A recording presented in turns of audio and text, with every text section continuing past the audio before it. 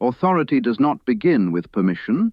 It does not come from titles, roles, approval, or recognition. It begins the moment you stop asking the world who you are and start quietly knowing it for yourself, not announcing it, not defending it, simply knowing it. And from that knowing, the world responds. Most people believe authority is something granted, as though it is handed down by circumstance, by other people's agreement, by the right conditions lining up. But that belief itself is the reason authority feels fragile. If it can be granted, it can be taken away. If it depends on agreement, it lives in constant negotiation. And so people move through life adjusting, explaining, performing, trying to secure a sense of rightness from outside themselves. But authority that actually works does not ask. It assumes. When you assume something quietly, without tension, without argument, without needing proof, reality reorganizes around that assumption. Not immediately in every case, not theatrically, but steadily, consistently, almost invisibly. People respond differently. Circumstances arrange themselves with less resistance. Conversations take on a new tone. Opportunities appear without effort. And none of it feels dramatic because it feels natural. Authority always feels natural from the inside. You can hear the difference in someone's voice when they are borrowing authority versus when they are standing in it. Borrowed authority is loud or rigid or defensive. It needs reinforcement. It needs acknowledgement. True authority is calm. It does not rush. It does not explain itself. It does not correct everyone in the room.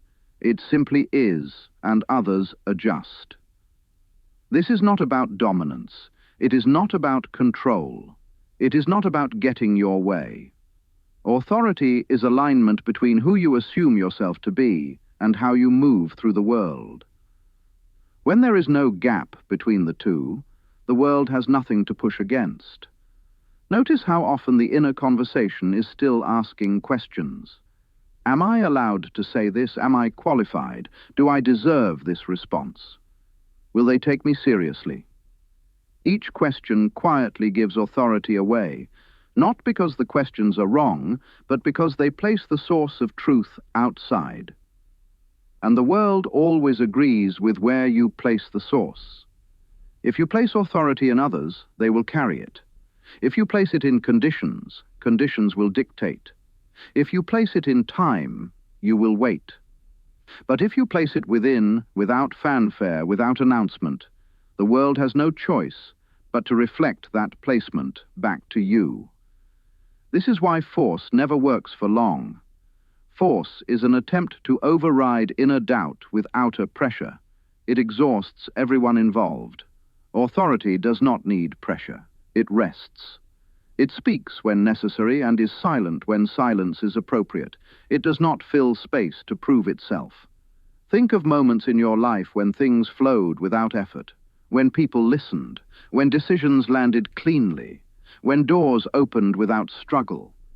In those moments, you were not trying to be authoritative. You were simply not questioning yourself.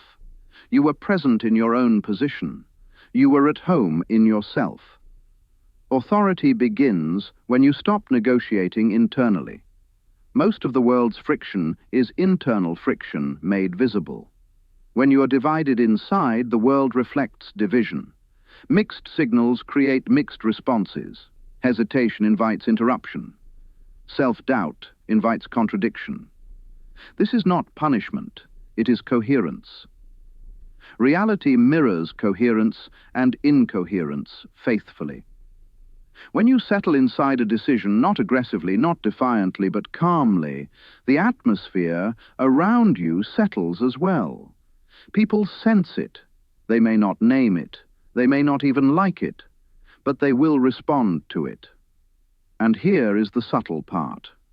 Authority does not need to be expressed to be effective. It is not something you project outward. It is something you stop pulling back. It is the absence of retreat, the absence of apology for existing as you are. You do not claim authority by declaring it. You claim it by no longer contradicting it inside yourself. If you believe you must convince, you are already conceding. If you believe you must explain, you are already negotiating. When authority is present, explanation becomes optional. Conversation becomes cleaner. Words land with less effort. This does not mean you become rigid or unyielding. True authority is flexible because it is not threatened. It can listen without collapsing. It can adjust without losing itself. It can say yes and no with the same calm. Notice how children respond to someone who is truly grounded. They relax. Animals respond the same way. There is no performance, no demand, just presence. That is authority before it becomes socialized.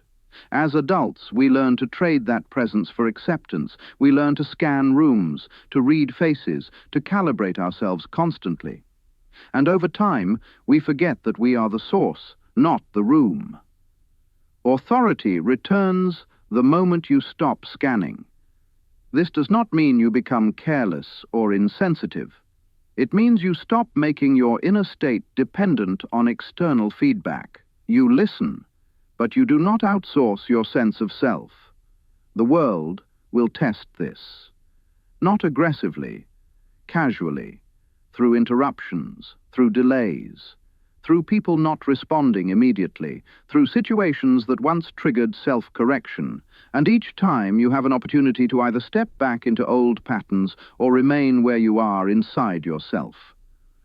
Remaining does not require effort. It requires trust. Trust that your inner position is enough. Trust that you do not need to rush to be understood. Trust that clarity does not need speed. Authority moves at its own pace. When you are rooted internally, you do not need to chase outcomes. Outcomes find you, not because you are special, but because you're consistent. Reality responds to consistency more than intensity.